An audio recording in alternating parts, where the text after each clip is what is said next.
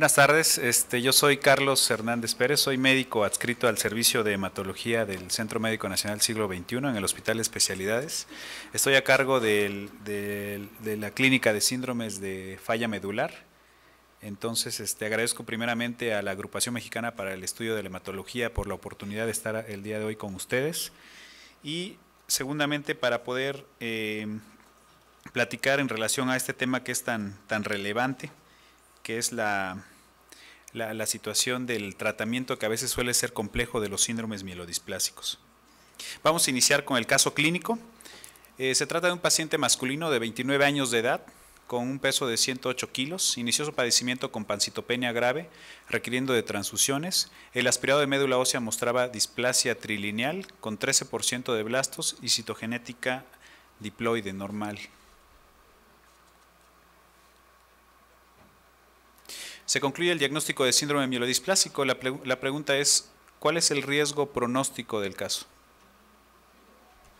Efectivamente, como verán, el síndrome mielodisplásico recientemente está cobrando relevancia en el sentido del estudio que se está realizando al respecto, y vemos que las clasificaciones son distintas, son variadas. Ustedes seguramente, dada la respuesta que veo que fue mayoritaria, ustedes conocen todas las clasificaciones que están disponibles.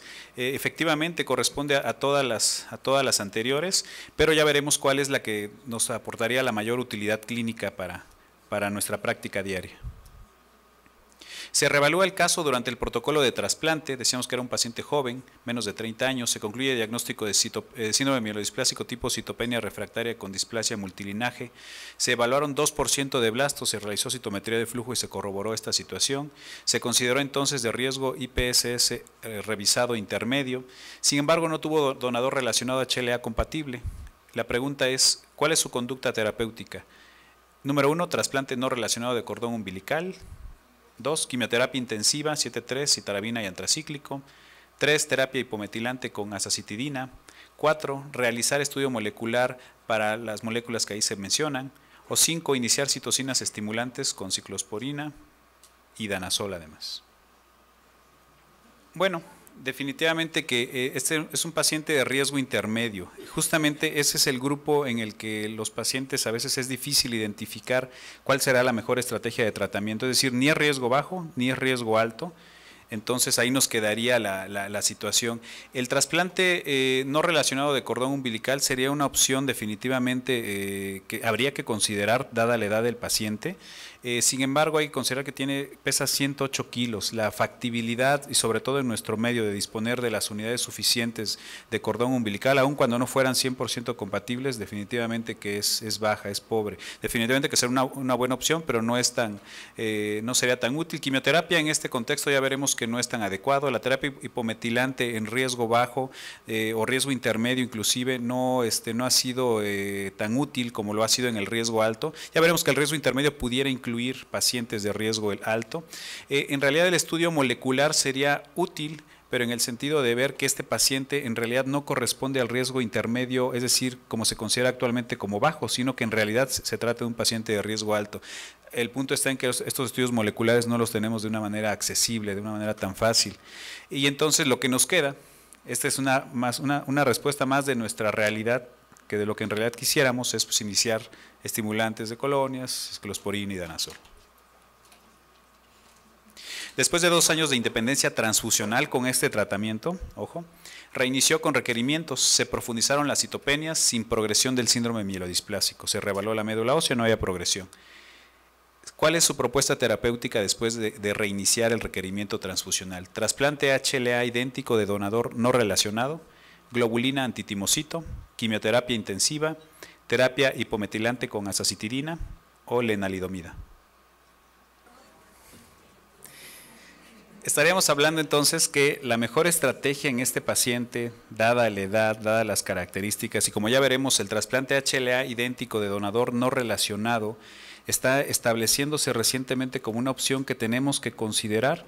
Previamente solo hablábamos de donador HLA relacionado, pero recientemente se están viendo resultados buenos, favorables, con bajas tasas de recaída, con altas tasas de supervivencia libre de enfermedad prolongada, por lo cual sería la mejor opción. ¿Qué es lo que hicimos nosotros? Le dimos globulina antitimocito. O sea, la opción 2 sería lo que hicimos en nuestra realidad, definitivamente, que es lo que teníamos como más intensivo, con las mayores probabilidades de lograr respuesta, y así fue. Logramos una respuesta por una temporada, sobre todo en la cifra de plaquetas. El requerimiento transfusional de concentrados eritrocitarios solo redujo levemente. Ya habíamos hablado de acitidina y quimioterapia, que no serían muy buenas opciones. Y la enalidomida en este contexto de ausencia de 5Q menos no es tan útil. Decíamos, se administró un ciclo de GATT, se logró independencia transfusional sobre todo de plaquetas, pero continuó con requerimiento transfusional de concentrados eritrocitarios hasta un total de 32 unidades con una ferritina sérica de 1500 nanogramos por mililitro. ¿Qué harían ustedes? ¿Harían cambios en el tratamiento? Número 1, trasplante haploidéntico de madre. 2, indicar un segundo ciclo de globulina antitimocito. 3, iniciar terapia quelante del hierro. 4, no es candidato a terapia quelante. Definitivamente por la situación de la sobrecarga de hierro habría que iniciar la terapia quelante. Ya veremos que más de 1000 nanogramos por mililitro es indicativo del tratamiento. ¿Qué haríamos en otro contexto? Situaciones que están realizando, por ejemplo, en Nueva York, trasplante haploidéntico. El trasplante haploidéntico, a pesar de que ha tenido muy poca aplicación clínica, recientemente se está utilizando con muy buenos resultados, alentadores resultados, sin embargo son todavía como preliminares, como iniciales, pero luce que va a ser una buena posibilidad de respuesta. ¿Qué voy a mencionarles en los siguientes minutos? Vamos a conocer los factores que indican el riesgo pronóstico de los pacientes con síndrome mielodisplásico. Esto es relevante porque primero, para definir el tipo de tratamiento hay que saber en qué grupo de riesgo se encuentra el paciente. Y como ya vieron, hay distintas formas de clasificar en cuanto a la situación pronóstica a los pacientes con síndrome mielodisplásico.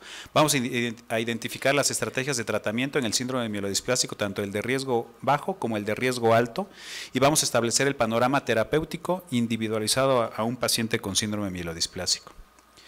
Todos hemos visto que los pacientes con síndrome mielodisplásico tienen mayor incidencia de comorbilidades. ¿Cuáles son las más frecuentes? Sobre todo las cardiovasculares, las infecciosas y las pulmonares, como se ve ahí.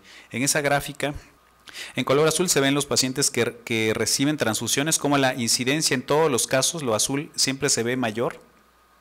Está incrementada la frecuencia de comorbilidades en pacientes que se transfunden y en amarillo pacientes que no se transfunden. Vemos acá la supervivencia global en general está alrededor de un 84% después de los 60 años de edad. Vemos que en pacientes que tienen síndrome mielodisplásico sin transfusión, la oportunidad de supervivencia a 3 años se reduce a un 69%. Pero vean cómo se reduce a menos de la mitad en el caso del paciente que recibe transfusiones. Ya hemos visto en muchas ocasiones estas gráficas donde se ve la incidencia de mortalidad asociada al síndrome mielodisplásico. Un 84% de los casos se debe a síndrome mielodisplásico.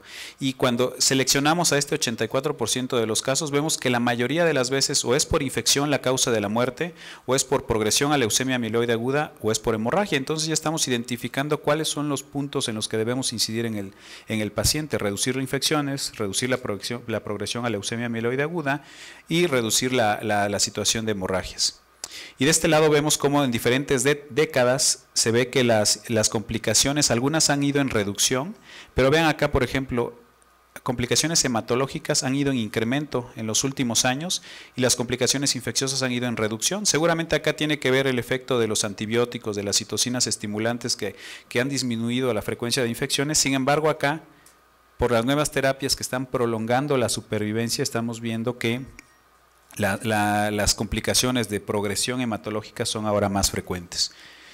Entonces el tratamiento tenemos que ajustarlo al paciente con síndrome mielodisplásico. El tratamiento no es el mismo, no es parejo a todos los pacientes con síndrome mielodisplásico. Tenemos que tomar en cuenta el grado de las citopenias, la afección que estas provocan, el riesgo pronóstico definitivamente, y sobre todo considerar la única opción curativa que existe hasta el momento, que se llama trasplante de células progenitoras hematopoyéticas en las diferentes modalidades.